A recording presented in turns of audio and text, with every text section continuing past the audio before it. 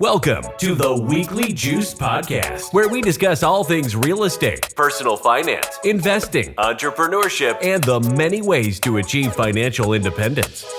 We interview accomplished investors and entrepreneurs with the goal that their stories inspire you to take control of your financial future. Here to get your creative juices flowing while also documenting their own personal investing journeys are your hosts, Corey Jacobson and Ryan Bevilacqua.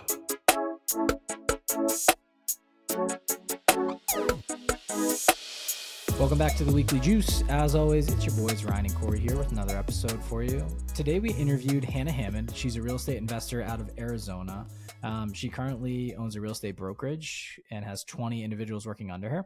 And then also is a hard money lender and started a company to essentially lend hard money out in the real estate space. And she is killing it. One of the kind of most interesting things of the whole conversation was she let us know her goal was to become a billionaire. And I think some people kind of laughed at her as she put that goal out or said, wow, that's crazy. And for us, she had one of the best answers to why she wanted to become a billionaire ever. And that's towards the end of the episode. I don't want to spoil it, but it's not a money hungry thing. It's really about giving back and bettering the world one person at a time. And so she just has a very compelling story. She's extremely driven. She talks about her story, how she kind of came from humble beginnings and not really much and kind of felt isolated, didn't know really who to talk to. And then through community and surrounding herself with successful people that were doing what she wanted to do, she was able to scale really quickly. And she talked about at one point at like 18 years old had sold a lot of real estate. I think maybe even $1 million worth of real estate. Yeah. And it's fascinating to me when we talk to people who come from a scarcity money mindset, like they grow up with their family like that, like the fire that can get lit from within that can make somebody, she's talking about, turning $100,000 into $1 million, into $100 million, and then eventually $1 billion. Like we're talking about big money here. And she is somebody it's interesting. She kind of talks about it like nonchalantly, but like I believe that she's going to like achieve all these things. And she went from being owning a construction company, and she was kind enough and also like humble enough to tell us about how that didn't work. And she really was not loving it. She said she was miserable. She said she hated her life, and to take that pivot from the construction company and to go from there and then into the commercial real estate brokerage, into the hard money lending. Hard money lending is what she's going to be focused on the most going forward. There's just avenues that you wouldn't hear about until you have a failure. And she called it a lesson, right? Like one business not going well and pivoting into another. And like for anybody that's listening, she kind of has this blueprint here, and she does it in a creative way. It's pretty special.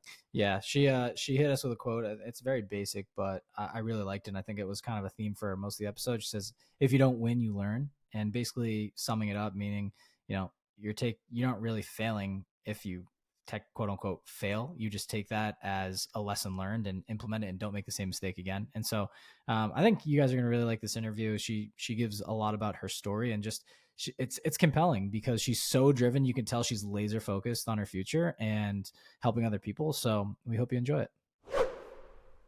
It's time to flip the script on how you invest in real estate. Backflip is one company out there that is actually changing the game. Backflip is an all-in-one platform that gives you the insights, capital, and community to find and fund your fix and flip real estate deals. The app is completely free. And actually, the part Ryan and I love the most is you can pull comps, estimate profits for multiple exit strategies in seconds, and apply for a personalized loan all in one place. We're talking a 96% loan to cost ratio and no upfront fees. Check it out for yourself. Download the Backflip app today. Having purchased investment properties as well as primary residences, we know how daunting it can be to find a reliable lender to secure financing for real estate in the market today. With the up and down of the market, high interest rates, and the complexity of the process, honestly, it can feel like a lot. So to help out our community, we decided to bring on probably the most important person or one of the most important members of our personal real estate investing team onto the show to help out our listeners. Our mortgage lender, Travis David of CMG Home Loans, has agreed to educate our community and assist anyone looking for real estate financing.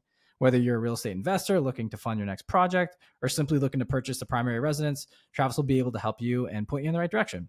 So he provides each of his clients with a tailored roadmap designed to guide them through purchasing their first investment property and strategically scale their portfolios over time. So if you're looking to either purchase your first residence or maybe second residence, but a primary residence, or invest in real estate, Travis is your guy. Visit our website at www.juice-enterprises.com/need-funding to book a call with Travis to explore all the loan packages that him and his team currently have available. He'll also help assess your current situation and will work with you to map out a plan for the future. So just remember this, we can all win. This is an example we really wanted to help out our community and something we find people are lacking in a daunting process. So if you are looking for real estate financing, we have your back. Make sure to visit our website and Travis will take care of you. Quick public service announcement for all of our listeners. First off, we want to thank you all for tuning into the show, not only this week, but we've seen you coming back episode after episode. And one thing we'd really like your assistance on, if possible, you know that our content's free and it takes a lot to pump this out every week. We're really looking to enhance our overall reviews on the show. That can be on Spotify, but mainly we are looking for Apple Podcasts. If you could please leave us a 5-star review, that will go so long and so far for us. Really, when people are looking to get on shows, they look to see how many 5-star reviews that show has and the number of reviews. So if you haven't left one, please just click on our show. You can scroll down to reviews and then leave the 5-star. Even if you can write a little blurb about us, like what maybe has helped motivate you or anything that is relatable to your life, that would go such a long way for us. And then in turn, it allows us to get high quality guests for future episodes. So if there's been a motivating episode that you can really think back to and that has really helped you in your life, please leave a review because we'll be able to get someone like that on the show in the future to help someone else out. So that would be very much appreciated. And we look forward to continuing more episodes for you. Hannah, officially welcome to the Weekly Juice podcast. Corey and I are so excited to have you on the show. You've come highly recommended by one of our good friends here in the real estate, industry. But we're thrilled to have you on the show. So thanks for joining us. Absolutely. Thank you guys for letting me be here. And I'm super happy to meet both of you. Sure. We're happy to have you. So take us through your origin story. It's interesting when we have people on the show, there's always like a pre-real estate and then an after real estate. And then some people just went straight into real estate. So I'd love to hear your story and then walk us through kind of what you have going on now. Yeah. So I was born and raised in Arizona and came from a family that really did not have any sort of money. My dad showered in the pool, didn't run the air conditioning very much. I always remember it being 86, 87 degrees in the house in summer and, crying because it was so hot. And I just knew really young that I wanted to be successful and I was very drawn towards wealth and money. And I wanted freedom. At the end of the day, that's what I really wanted. I wanted to be able to control the environment that I was in.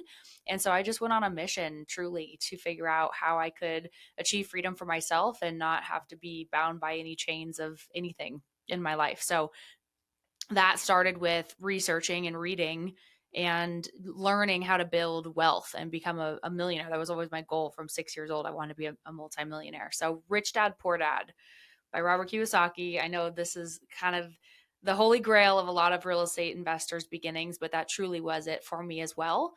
And the concepts taught in that book about cash flow and assets versus liabilities and acquiring assets to build financial freedom and having your assets pay for your liabilities was just a really simple concept that I grasped in my head from an early age. And I knew right then I wanted to be a real estate investor and I wanted to get my real estate license and start acquiring assets that I could add value to and that would ultimately cash flow and build up appreciation over time. Cool. Hannah, how old were you when this kind of clicked? And the reason why I asked the question is because the earlier, the better, right? Like when this happens in your like late teens or early 20s, I mean, people can really skyrocket from there. Some people it hits kind of later. Ryan and I were in our mid 20s, 26, 27, when we really got the bug, the real estate bug and the building wealth bug. I'm curious, like at what point in your life did this start to become a reality for you? So I can't remember the exact year I read the book, but it had to have been like 8th or 9th grade, I would say at the latest. So it was pretty early on. I knew I was going to get my real estate license and I wanted to take the path of least resistance to wealth. I did want to get a college education because I was going to be the first in my family to do so. So I worked really hard in school to make sure I could get a full ride merit scholarship without having to move out of state and go into debt. So I got a full ride to ASU. It was just low hanging fruit for me. I picked engineering because it was the hardest degree that would pay the most amount of money in the least amount of time without going into debt. And then that way it would allow me to get my real estate license right on my 18th birthday, signed up for real estate school literally on my 18th birthday, I think it was, and did the fastest course possible to get through school and get licensed. And I was had already sold a couple $1 million worth of real estate before I started college. Okay, so that's interesting. Can you take us to the place you're at now? Like, what does your real estate portfolio look like? I know you have a commercial. You're a broker. You're in hard money lending. Like, can you paint us a picture of Hannah in 2024, and then we'll kind of work our way backwards of maybe some of the strategic moves you took to get there. Absolutely. So currently, I have a portfolio of 5 properties, and they all are basically single family rentals. I started doing I started doing furnished rentals right away 10 years ago when I bought my very first property, and that was kind of before Airbnb was really a big thing, and there wasn't a massive saturated market like there is today. But the whole reason I started doing it was because I bought my property, I renovated it. I bought it with the real estate commission that I had sold right away when I was 18. I had needed a place to live while I went to college, so I renovated it while I lived there. Bought some cheap, as nice as possible, but as cheap as possible furniture off OfferUp. And then once I bought my second property, that first property I bought already had the furniture in it. And so I just figured I would just list it as a furnished rental and maximize my cash flow on it. And I didn't want to pay an Airbnb manager or something like a short-term manager or anything like that. I wanted to self-manage. So I kind of just invented for myself like the midterm flexible term rentals. And I was able to get really, really great returns. Back then, there wasn't a lot of furnished rentals, and I was able to get double market value for many years until it became super saturated. And now it's, furnished rentals are almost worth less than unfurnished rentals because they're all furnished. But it was a really good niche for me for many years, and it did really well for me. Does the furnished, so did you not even like realize that this was a thing? You just kind of filled a need? Like you mentioned that you were doing this years ago and now it's super popular. Like, how did you know going into it that furnished rentals was going to work for you? Or did you not and just kind of fall into it? I had no idea. Yeah, it was already furnished because I had been living in the property, and I just figured I must be able to get more for it furnished than unfurnished because furniture is expensive and it's a pain in the butt. I didn't want to buy furniture every time I moved, and especially as a college student when I was moving frequently. So I figured, let me just see what kind of market there is for it, and I listed the property on Zillow and just managed it myself, so I didn't have any management fees. And what I did was I didn't do 2-day rentals. I just did flexible term. So I would allow 3-month, 6-month, 12-month, 8-month, 4-month, whatever was doable for the tenant. And I would kind of just adjust my rates accordingly. The shorter the term, the higher the rate. The longer the term, the lower the rate. Awesome. All right. So I want to pause there and talk, kind of like jump ahead a little bit too. Now you're up to the point where you own a real estate brokerage. You have 20 people working under you. And then you also have a company where you offer hard money lending. So can you tie this all together for us? Because there's a lot, I'm not trying to leapfrog in your story by any means, but take us through the transition, because that's a pretty big jump from going and selling real estate, having 5 properties of your own. And now you're kind of running a team and then starting 2 different businesses. So let's talk about how they all parlay into each other and kind of where you focus your time. Yeah. So I, started with selling real estate. I was going through college, going through engineering school. I did jump into corporate America. I got offered a job from Empire Cat, which is, the big mining and construction, big yellow tractors. That company, I went into corporate America. I just really wanted to check it off the box. I knew I was an entrepreneur, but I also had a piece of me that was thinking maybe I want to be a CEO of a really big company and try that route. So I ended up taking that job while I was still selling real estate and investing in real estate while I worked as an engineer for CAT. And I learned a lot from that company. They were doing about $1 billion a year in revenue. So I really got to see behind the scenes of how a big company was ran and the systems that were in place, the issues that they had, the organizational structure, softwares, tools, training, culture, all that stuff, which has been invaluable to my experience as I've continued to grow my own companies to date. At the end of the day, though, I was just an entrepreneur, and I had to build my own company. So I ended up starting a few construction companies after I left that company and did not have a passion there at all. It was, again, just path of least resistance. It's what I knew. And I just thought I would go into it. And I was like, oh, I want to do big multifamily projects. And it'd be great if I could own the construction company and the management company and just have everything in house. And just kind of someone that always wants to do it all and thinks I can do it all. And, but I really struggled in the construction company just because it was not something I was passionate about. I couldn't connect with my staff. I didn't have the knowledge or expertise in that field. Like I couldn't step in and go, renovate a house, if my staff called out. So I really felt like I wasn't the best leader in that space. So ultimately I stepped down from those companies and decided at that point to launch the real estate brokerage. Now, I had always toyed with the thought of owning a real estate brokerage, but it was never a really big driver for me. The reason I ended up opening the brokerage is because I wanted to sell strictly commercial real estate, but I wanted to be able to keep my residential real estate sales business, because by that time I had been almost 8 years in the business, never full time, but I had built up a pretty solid book of business through selling real estate over 8 years, which I had sold commercial and residential. And I couldn't find a brokerage that allowed me to sell commercial in any asset class that I wanted, that would silo me into a specific asset class or representation or geographical area, that also would allow me to sell residential real estate and keep my business there. That also had a really nice luxury brand that also didn't take, 30 to 50% of my commissions. So because I couldn't find a brokerage that really solved the issues and the pain points I was having, I just decided to create it and open my own. So that's how the firm was born. And we're small, we're boutique.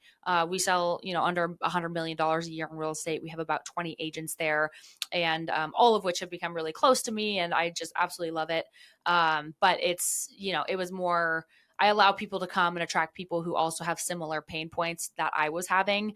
But the end goal to that company was not to build a very large, national real estate brokerage and end up having a big exit on that, or having thousands of agents or anything. And I'm still aligned with that goal. And actually probably will be taking on a strategic partner who really has the bigger vision on the brokerage side and wants to take that brokerage to where it really can go and thrive.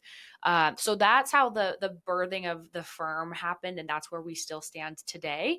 And then, at heart, I'm a real estate investor and a real estate broker. I'm designated broker for the firm, and I absolutely love that. But I was really struggling through COVID to find a deal. I wanted to find a multifamily project to do a value add, renovation on, like you guys. I know you guys are in the multifamily space, and I'm sure a lot of the listeners are in the multifamily space, and especially those who might be in Arizona or some of these other really popular markets can relate, especially during COVID when interest rates were low.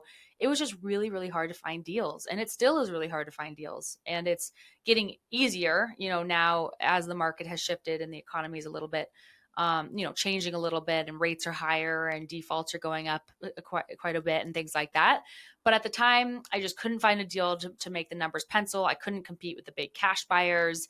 I just couldn't make the numbers work. And I wasn't about to buy a property on a 2 cap, in Arizona or any state for that matter. And so I decided to, when interest rates started spiking pretty rapidly, I just decided to pivot my business and try something new. And I was like, you know what? I'm just going to start doing small private money loans to investors and see where this goes, and see if I can make a really good return doing this, and then solve the problems. As financing started to tighten up on the conventional banking side, I thought there was a need in the marketplace that I could step in and solve.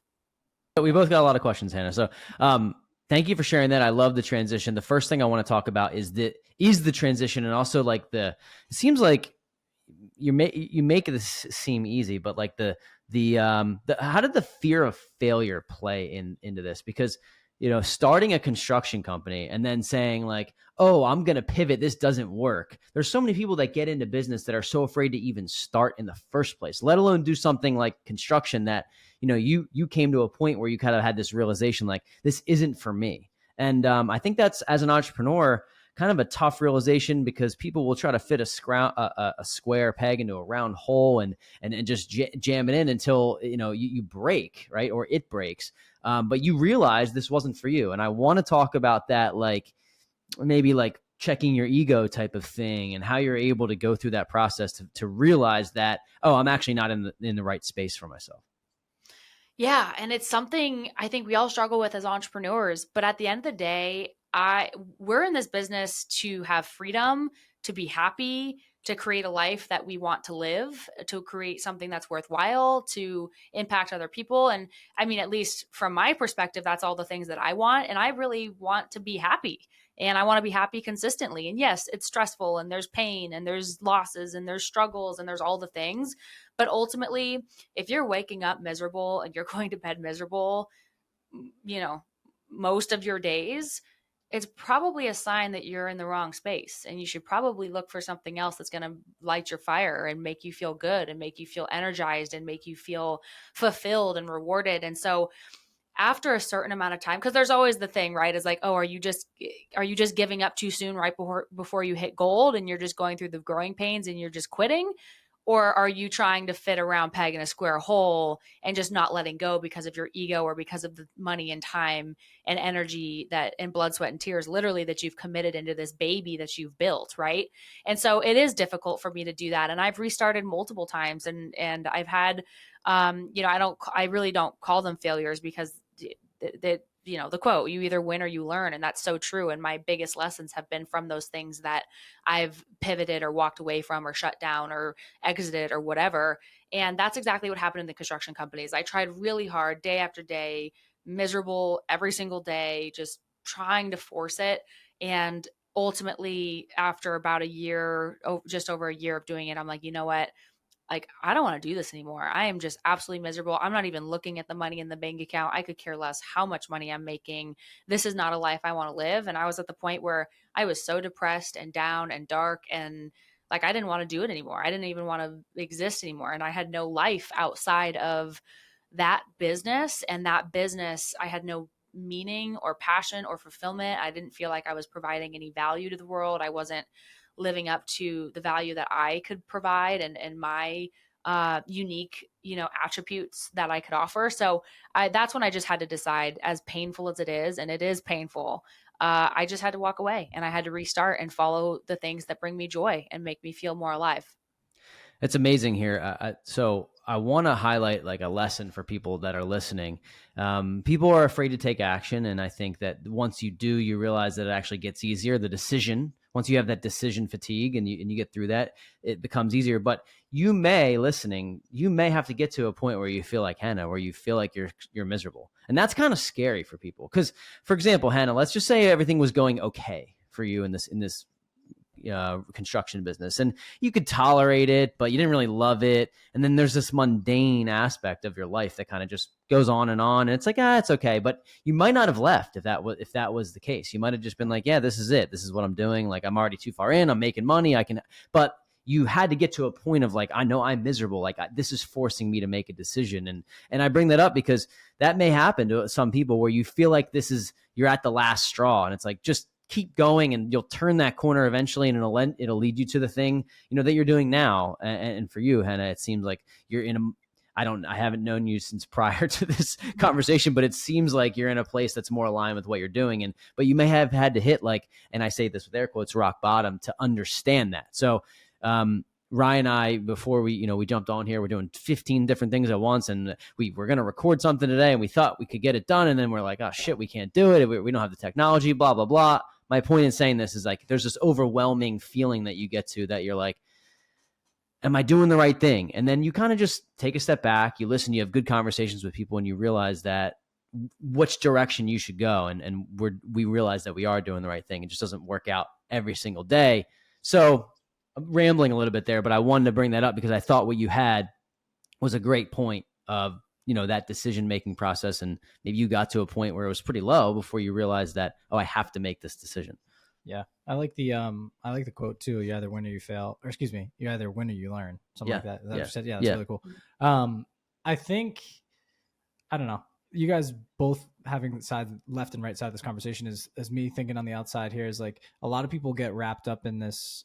You mentioned like not miserable, but not completely happy. I think a lot of people get wrapped up in that mundane level of like working their W-2 jobs. For example, a lot of people, they might inch their way and they get to six figures, and then they're just like, well, I made it to six figures, and I'm making more than I thought I would make in a long time, or however long. Some people never think they'll make that, right? And then it's something they don't hate doing, but they don't love it. So they're just stuck in the middle. I think that's the golden handcuffs, right? Where people just go to work and they kind of work on someone else's dream. And it's easier for people to say that from the outside, right? Like, no one knows the exact situation of people. And I'm not trying to downplay that at all, but having this conversation, I just want to bring to light, like, people do pivot, and you can stick up for yourself and say, hey, listen, I'm going to change my life.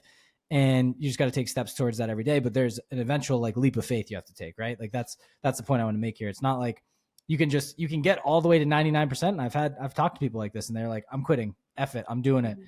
And they stay. And they just like, something convinces them back there. I've had some conversations with friends and family where they're like, they're up for a promotion and they don't want it and they want to start their own business. And we go all the way there. We have the conversation and they're ready. They're about to go take the leap of faith and they just don't do it.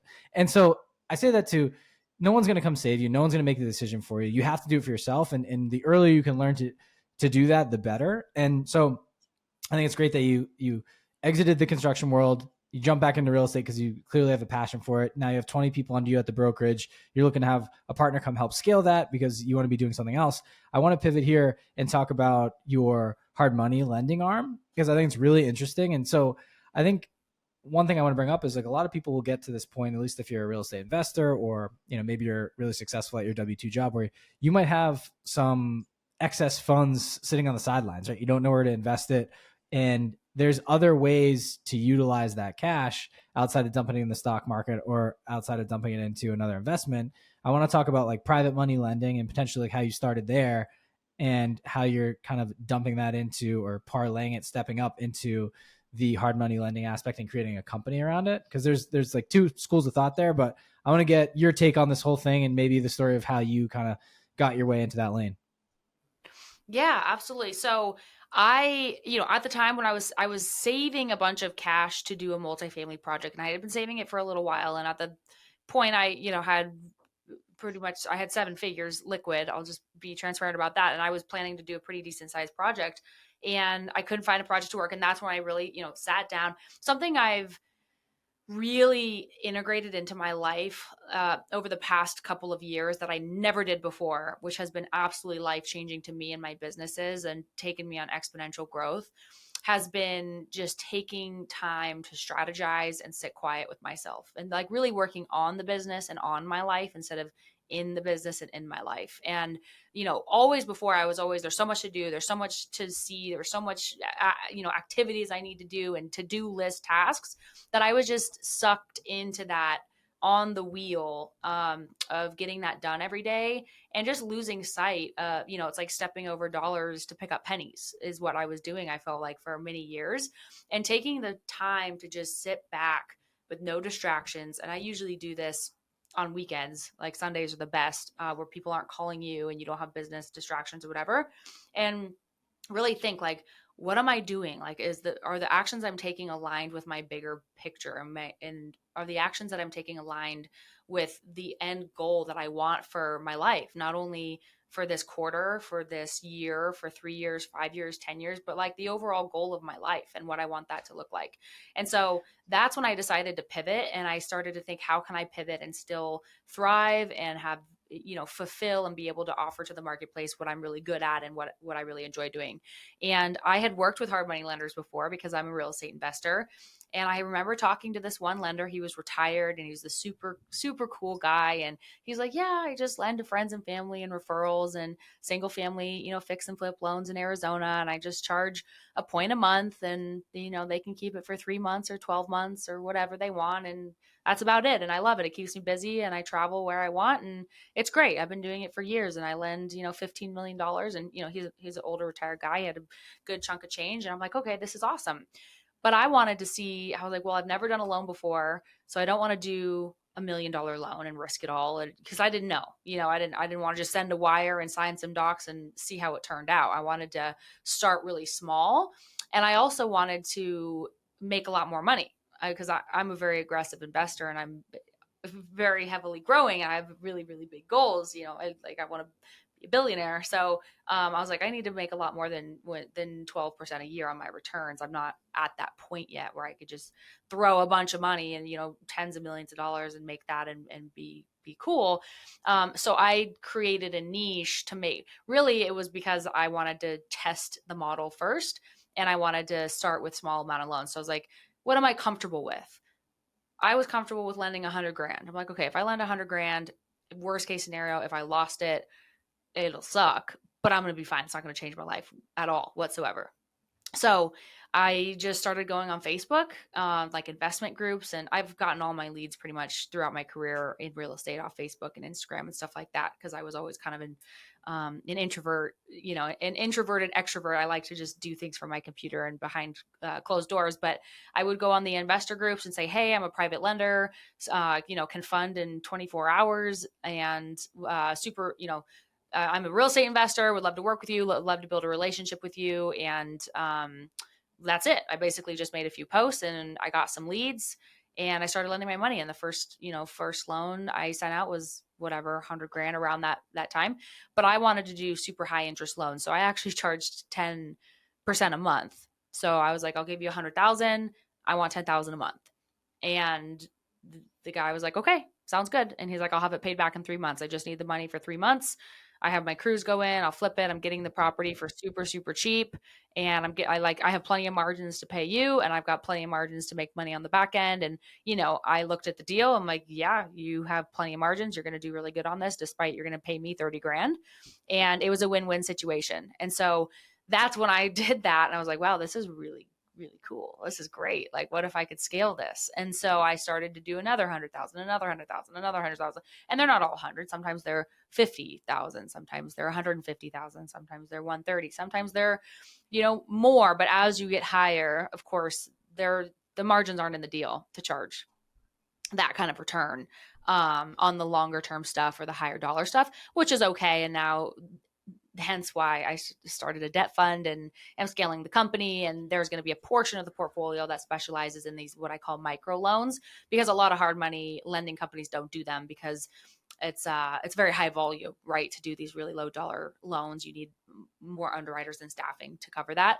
And they prefer to just raise a lot of money for big funds that just do higher dollar loans at a smaller return. So I have a little bit of a unique model where I do a combination of everything. I do the transactional lending, which is the highest return. And it's really awesome because my business partner made $10 million when he first got started in real estate, when he had literally no dollars in his pocket, living in like a foreclosure that he sold to his buddy when he got his real estate license.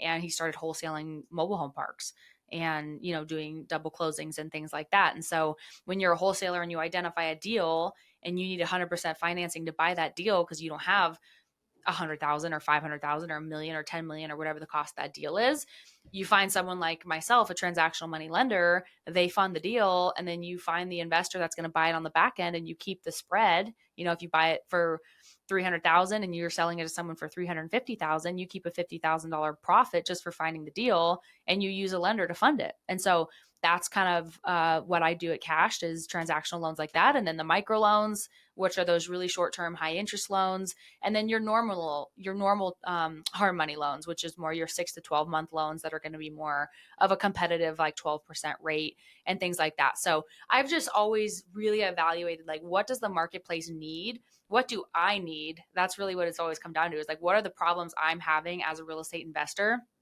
and an entrepreneur, and how can I solve those problems? And if I'm having those problems, other people are probably having those problems too. And then I do market analysis because I have a big network. I talk to a lot of people. I love so many different people in exploring in this business. And I'm like, hey, are you guys having this type of problem? Or would this be something useful for you? Or if you were starting a brokerage, what would your compensation plans look like? Or if you needed a hard money loan, what's the most important thing to you? And they're like, oh yeah, I need it tomorrow. Or I don't want my credit to be pulled. Or I have a 600 credit score and nobody will finance me. Or I need a $60,000 loan and nobody will fund a $60,000 loan. So I just try to solve those needs. Hannah, one of the questions I had as you were talking, I was thinking, you mentioned that you wanted to be a billionaire. And I think that's an amazing goal to have, but I'm very curious on how you got to that point and like what drives you to feel like you want to get to that point and kind of the why behind it. We talked to a few people who feel like they want to get to that level and they have this in their brain that's the place that's right for them. And I'm curious how you got there. Yeah. And everyone asks me that because it's a rare, weird, crazy type of breed who says stuff like that. But for me, it's not about the money. It's not about the $1 billion. I could care less about that. It's just about the game. Like, I absolutely love the game. And the more money that I have, also, the more impact I can make on the world. And I don't want children and, a family or anything like that. So helping other people and allowing being a support system in a community and building businesses and employing other people and training and mentoring entrepreneurs. That's really my why in life. And if I just figure the more money I have, the more change I can make in the world and the more impact that I can have. So I have a really big vision of having a nonprofit organization called Cashed Academy.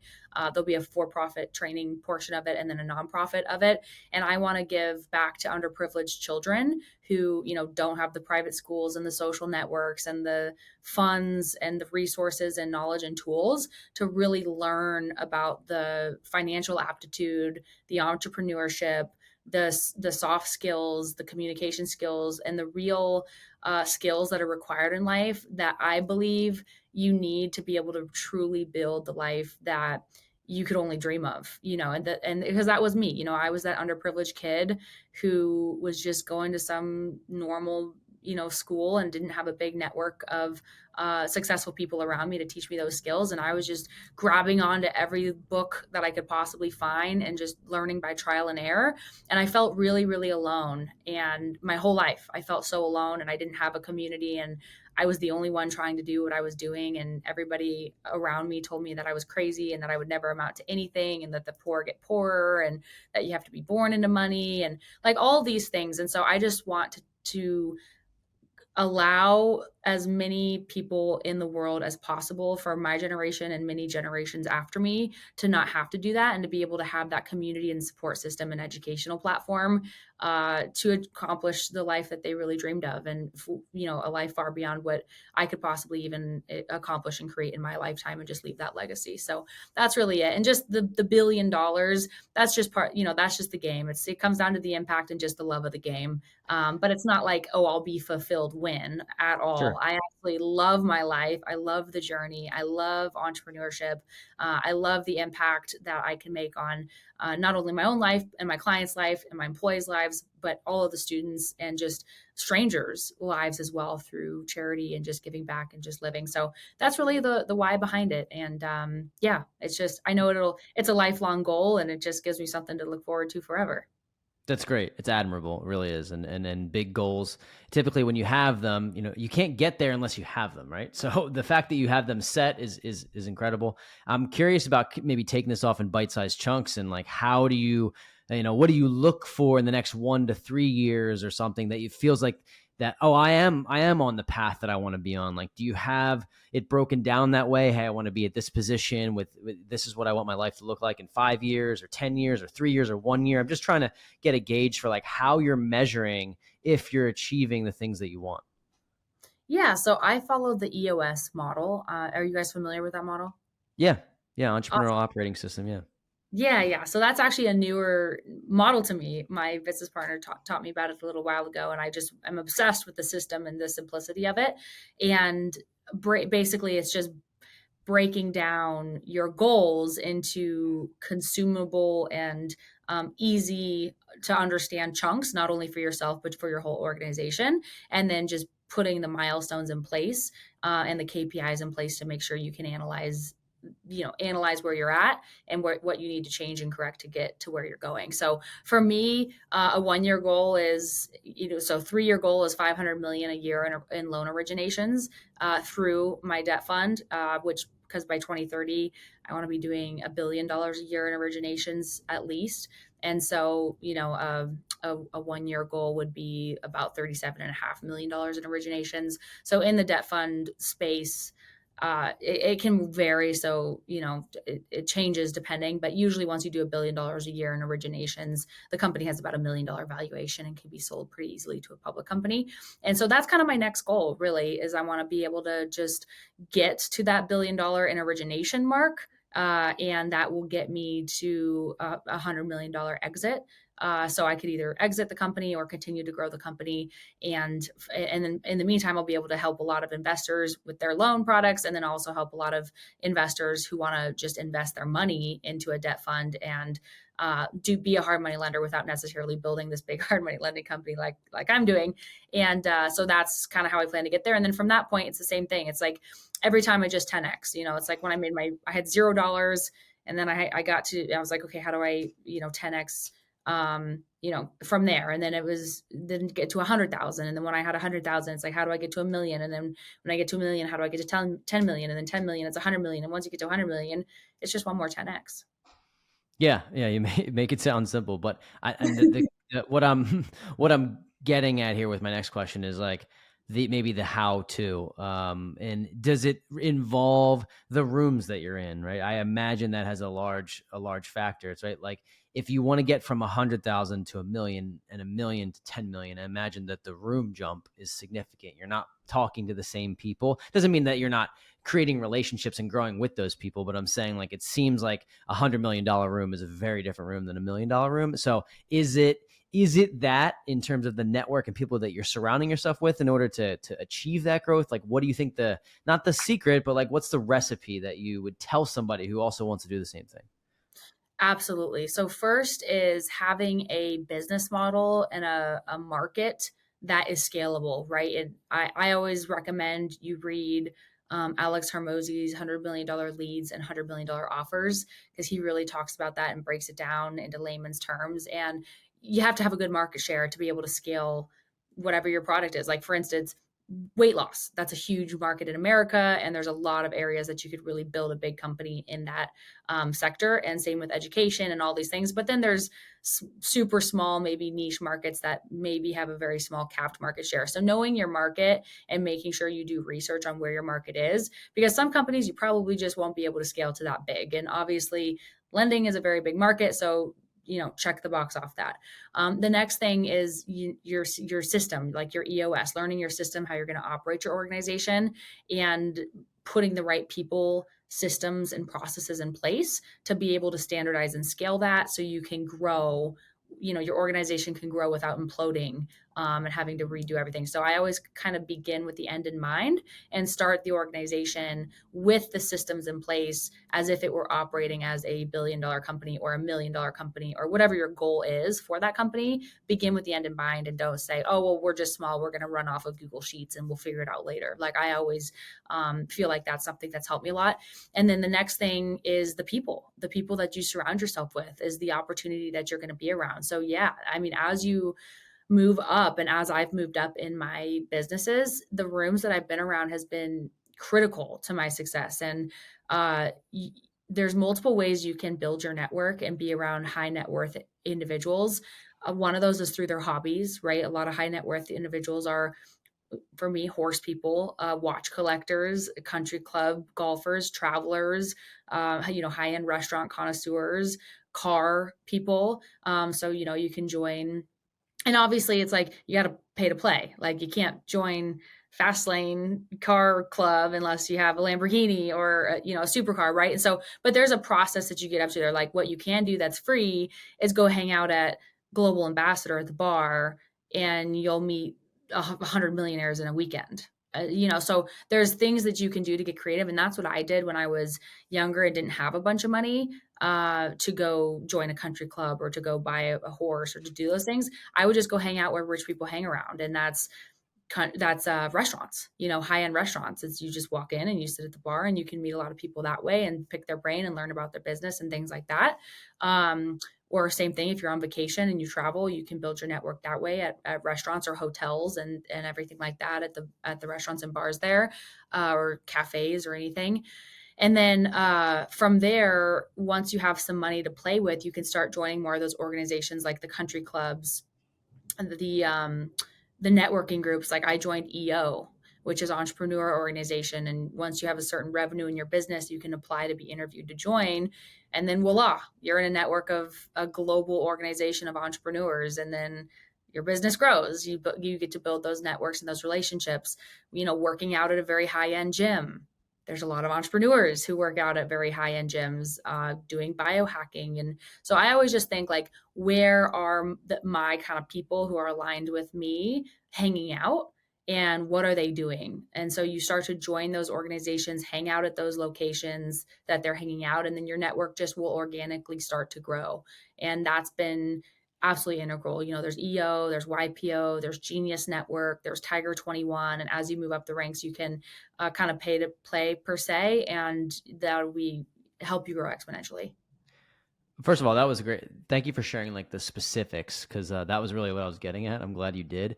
The restaurant, even something as simple as that, is a major benefit. And you have to figure out a way to be charismatic, figure out a way to be interested in these people. But a lot of people that have created wealth or are building something, they have something to talk about. So get these people talking, which I think is really good advice.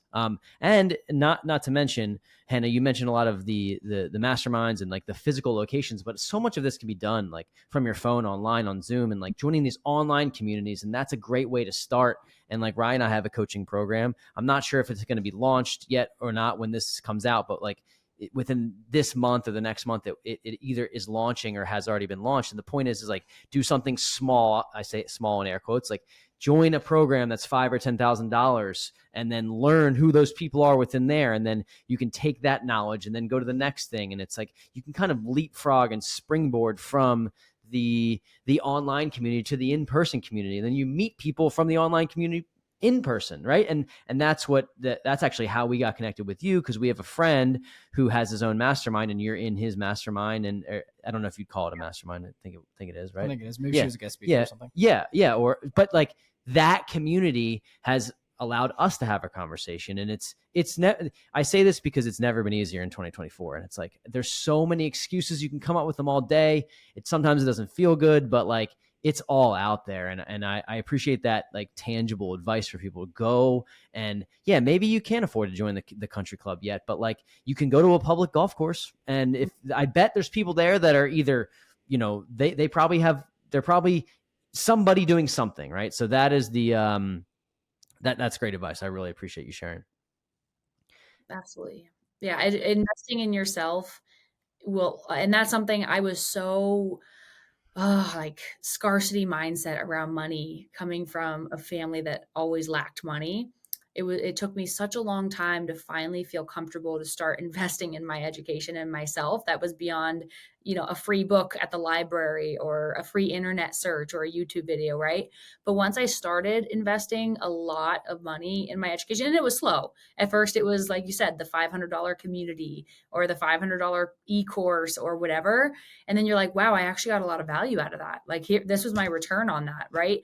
And then you get comfortable doing a little bit more and you use that money that you received as your return and you invest in a little bit higher caliber network or course or social club that you could be a part of. And it's critical. Like you have to. I mean, if you can only get so far without a network. I mean, you can't really get anywhere without a network because you have to sell a product, but you could do that technically through like leads and, not being the face of it, but it's going to help and it's going to be a lot more fun to be out there and have a personal brand and build relationships with the kind of people that you want to align yourself with and that you can help build their business and add value to their life. And in return, yours will naturally grow as well. Yeah, I would caution people. There's this like kind of, especially men, I feel like that there's like this lone wolf mentality that people have. Like I gotta get it on my own. Like I'm just gonna go dark mode and work. And there is a time and place for that too. Like, going and working on yourself, but like going alone is so much harder. And it's so much, you don't get to meet the people that help you skip the steps. So if there's anything to take out of this episode, to go from the construction company to the brokerage to the hard money lending, I mean, you don't get there without people. You just don't. You don't get there without putting yourself in rooms with people that have more than you or you strive to be like. So I feel like that's a great theme there. Did you have anything else before we wrap up here? No, I think that was good. Cool. So Hannah, this has been great to get to know you. It's cool to talk to somebody with such great vast goals. I think that's it's admirable, and I don't have any reason to believe that you won't get there. So we appreciate your time.